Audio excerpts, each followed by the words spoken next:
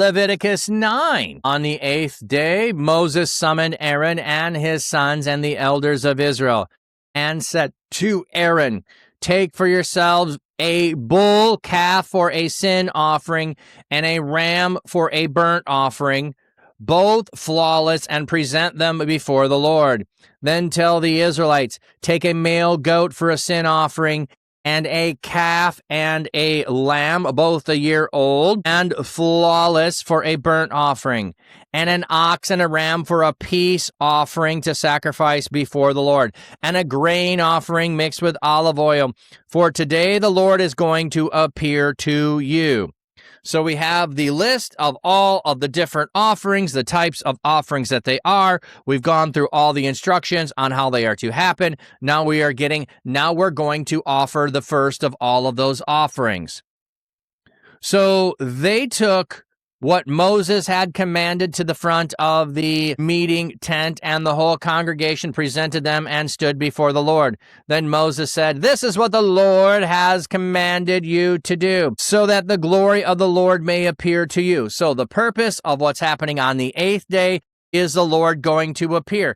Interesting, it's the 8th day, because on the 8th day, you are to appear before the Lord with the firstborn son and present him to the Lord. So here on the 8th day, the Lord is going to present himself to you. He will be present.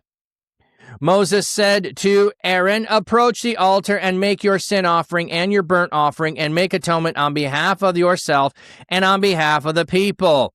And also make the people's offerings and make atonement on behalf of them, just as the Lord had commanded." So you make your own sin and burnt offering and make atonement for yourself, and then you do it on behalf of the people. So Aaron approached the altar and slaughtered the sin offering calf, which was for him.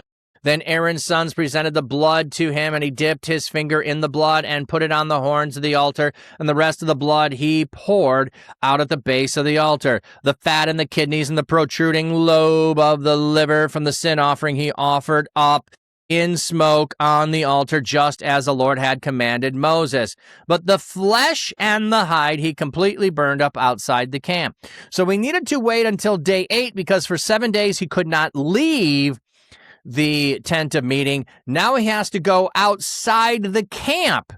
So he has to take the rest of this outside the camp, the flesh and the hide, and he's going to go there to burn it. So he had to wait 7 days before he could actually initiate this thing. So on the 8th day, he can go out from the presence of the temple of the holy place.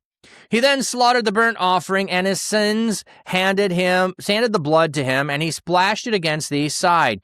The burnt offering itself they handed to him, but its parts, including the head, and he offered them up as smoke on the altar. And he washed the entrails and the leg and offered them in smoke on top the burnt offering of the altar. So the atonement offering also had blood that went on the horns. Now the burnt offering does not. So atonement offering has blood on the horns. The burnt offering just is being splashed on the side. Then he presented the people's offering. He took the sin offering male goat, which was for the people, slaughtered it, and performed a purification rite with it, like the first one. He then presented the burnt offering and did it according to this standard regulation. Next, he presented the grain offering, filled his hands with some of it, and offered it up in smoke on the altar, in addition to the morning burnt offering. So we have the grain offering, a portion, memorial portion is burnt. He's doing that. And now also the morning burnt offering. So after he finishes the offerings for himself, for his sons, for the people, there's the morning burnt offering, which is the daily offering.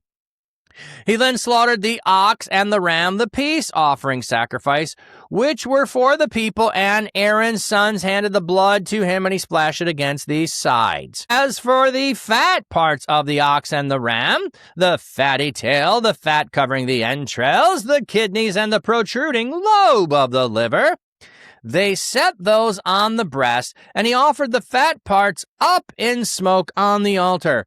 Finally, Aaron waved the breast and the right thigh as a wave offering before the Lord, just as Moses had commanded.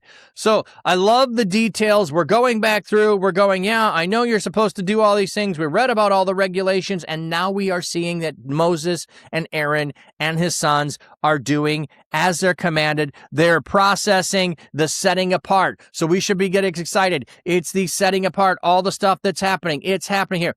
Think of this in some ways, and I don't mean this in any disrespectful way. Think of this as opening ceremonies for something like the Olympics. Like you have this big pomp and circumstances, and it is preparing the venue, preparing the space for all of the games to take place. I know it's not the same way, but thinking about that, why would we care about the details of all of this? Because it's the opening ceremonies. It's the coronation, the culmination of the building of it, of setting it apart. It's the only thing I can think of that might have some kind of grandeur for us today in that kind of a thing. Otherwise, we're pretty small in our ceremonies. When we open a new church, hey, it's open, cut the ribbon. I mean, we do ribbon, like, or some reading, some prayer, a worship. This is much bigger, much bigger. Then Aaron lifted up his hands towards the people, and he blessed them, and descended from the making the sin offering, the burnt offering, and the peace offering. Moses and Aaron then entered into the meeting tent. When they came out, they blessed the people, and the glory of the Lord appeared to the people.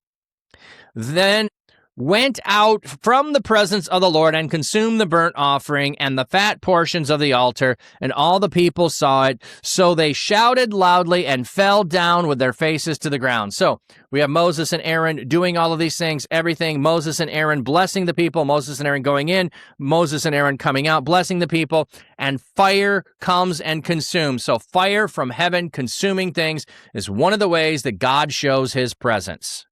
So far we have the consecration of the temple, everything within it. We have Moses, we have Aaron, and now we have the offerings, and God's presence has shown up. We have fire that has come down. God's presence consumes the burnt offering, the fat portions of it. So when we see that fire come from heaven, we also had the pillar of cloud and the pillar of smoke was the presence of God leading the people. Now that we have the tabernacle, we have the fire coming down. God's presence has entered into the place where he is going to reside and dwell.